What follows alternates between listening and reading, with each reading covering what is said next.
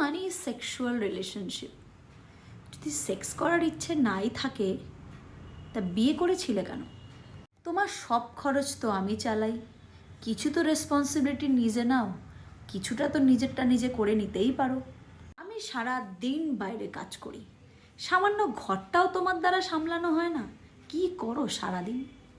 আরে যাও যাও, তুমি যদি এতই যোগ্য হতে না তাহলে অ্যাটলিস্ট আমার অর্ধেক ইনকাম করতে। ইনভেস্টমেন্ট তোমাকে জিজ্ঞেস করে করব? আরে ইনভেস্টমেন্টের আয়ও তুমি জানো? আরে তোমার থেকে আমার মা অনেকগুলি ভালো, অ্যাটলিস্ট আমার মা রান্নাটা ভালো করতো। তুমি তো ওই কাজ আর ইনকামের চক্করে না অফিস ভালো করে করতে পারো আর না সংসার ভালো করে করতে পারো। তুমি দুটোতেই অ্যাভারেজ।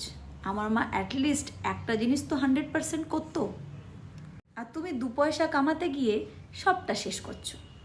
তোমার না পিরিয়ডের এই প্রত্যেক মাসের একটা বড় নাটক, কিছু বললেই পেট ধরে বসে থাকো। 2টো বাচ্চাই তো সামলাচ্ছ, এমন ভাব করছো যেন কোনো কোম্পানি চালাচ্ছ। গালের থাপ্পড় সেটা নয় বন্ধু, যেটা ডিরেক্টলি গালে এসে পড়ে। আত্মসম্মানের উপর প্রত্যেকটা কথা এক একটা থাপ্পড়ের সমান।